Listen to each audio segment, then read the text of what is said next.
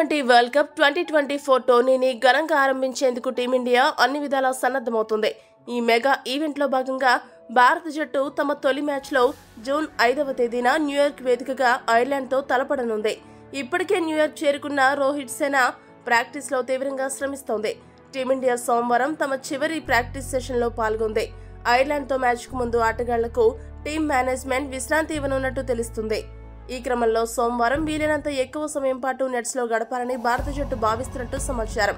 ఇక జట్టుతో కాకుండా కాస్త ఆలస్యంగా అమెరికాకు చేరుకున్న టీమిండియా స్టార్ విరాట్ కోహ్లీ ఇప్పటి వరకు ఒక్క ప్రాక్టీస్ సెషన్లో కూడా పాల్గొనలేదు.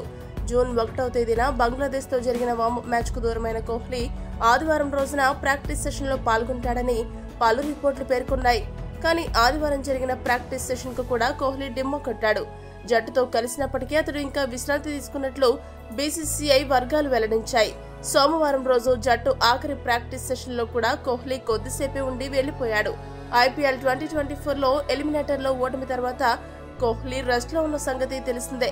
T20 ప్రపంచ కప్ కు ముందు వార్మప్ మ్యాచ్ ఆడకుండా, ప్రాక్టీస్ సెషన్లో ఎక్కువగా పాల్గొనకుండా డైరెక్ట్ గా మ్యాచ్ ఆడితే బాగా ఆడగలడా లేదా అనే అనుమానాన్ని చాలా మంది అభిమానులు వ్యక్తం చేస్తున్నారు. కోహ్లీ అభిమానులు మాత్రం విరాట్ కోహ్లీ ప్రస్తుతం అద్భుతమైన ఫామ్ లో ఉన్నాడు. ఐపీఎల్ 2024లో కోహ్లీ దుమ్ము లేపాడు. ఈ ఏడాది సీజన్లో 15 మ్యాచ్లు ఆడిన విరాట్ కోహ్లీ 61.75 సగటుతో 741 పరుగులు చేశాడు. దీంతో ఆరెంజ్ క్యాప్ హోల్డర్ గా విరాట్ కోహ్లీ నిలిచాడు. ఇదే ఫామ్ ను T20 వరల్డ్ కప్ లోనూ కొనసాగిస్తాడని అభిమానులు పేర్కొంటున్నారు. ఈ వీడియో కనుక మీకు నచ్చినట్లయితే లైక్, షేర్, కామెంట్ చేయండి.